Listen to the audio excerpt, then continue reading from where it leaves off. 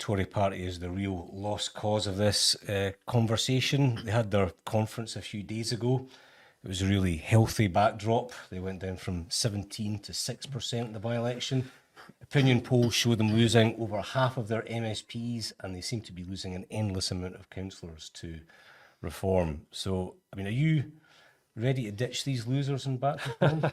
No, like I say, we're standing by the Scottish Conservatives. I think you've always got to bear in mind Murdo Fraser's bid to split the two parties has never got off the ground, but it is that they are a separate entity, really.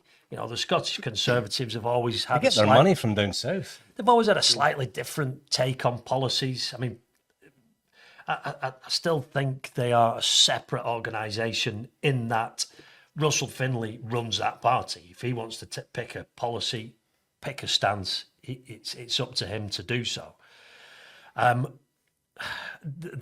There's no question they're having a rough time at the moment. They're being squeezed by Reform. I think I've said on here before, the best thing that could actually happen might be if independence became an issue again, because they're still the party that's seen as the safest bet for the union. Yeah. You know, that could help. I almost feel a bit sorry for them. Really?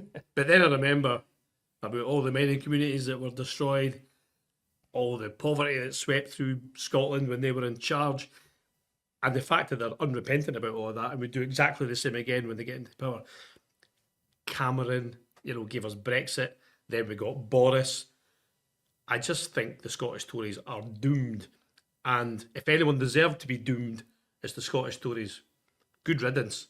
And if this is the start of the end for them, I don't think anyone will shed any tears. How would you respond if the Scottish Tory party died? The words dancing and grave spring to mind. I mean, I think that when political parties struggle, you always get this apocalyptic talk of, are they going to come back? Is it over forever? And you look at what happened with Labour after 2019 and Corbyn, it looked terrible for them, it looked terminal, but they came back and they won. But I do feel it does seem a bit different for the Conservatives. I mean, Reform are just doing so well just now.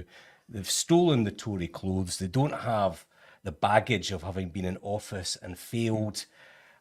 It looks really bleak for them. And Reform might be the new Tory party and the old Tory party might be headed for the exit.